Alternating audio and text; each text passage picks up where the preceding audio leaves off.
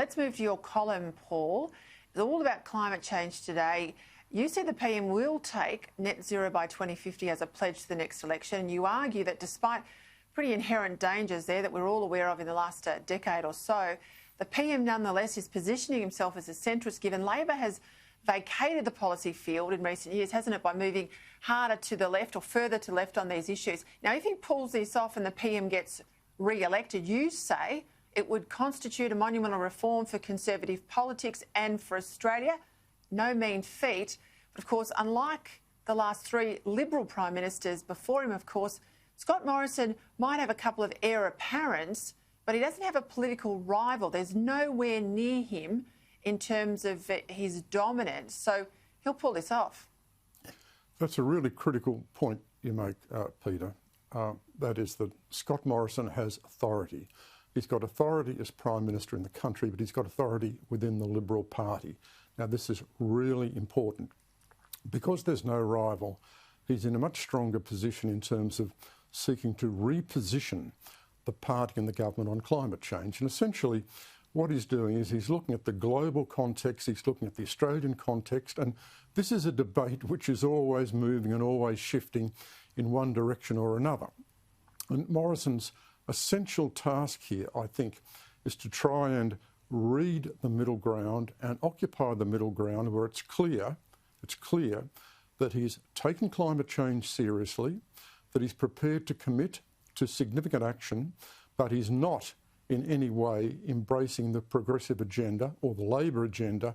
Thereby he continues to purchase significant distance between himself and Labor.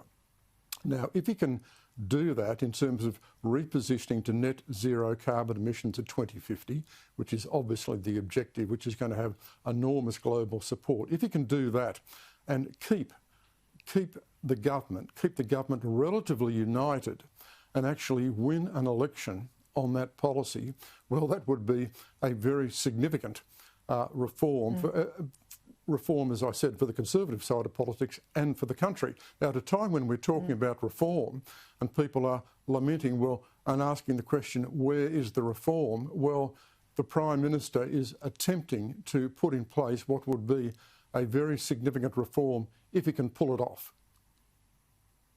You also said today, and I found this interesting, that you don't think, or we say it's unlikely the PM will go to an election this year, particularly, of course, after JobKeeper's turned off in March. I'm not so sure.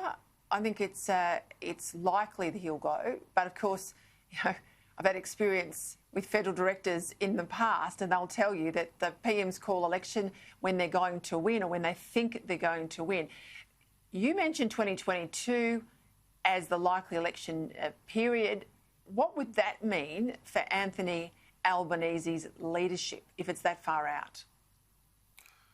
Well, if it's that far out, it would give the Labor Party plenty of time to have a good look and work out what they wanted to do about the leadership. And I think the question about his leadership is going to be driven, not completely, but very significantly by the polls, whether the polls are showing that he's competitive or not.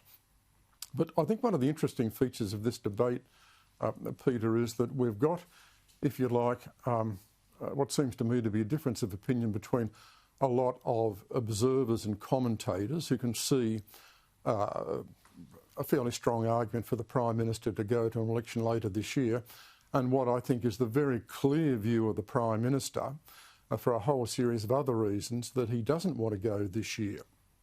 And I think that is the message Scott Morrison is clearly sending.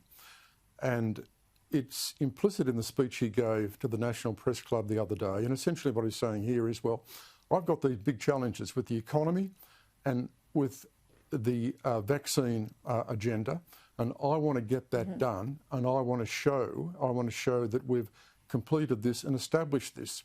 And I think for him to go to an election before this is done would undermine his claim to be looking after the interests of the Australian people first before his own interests. And I think also he wants to ensure that he's got a much better record of achievement before he actually goes to the people. There's one final point, of course, here, and that is, to the extent to which you go early and lose time in office you never get that time again. And Scott Morrison enjoys being in office as Prime Minister.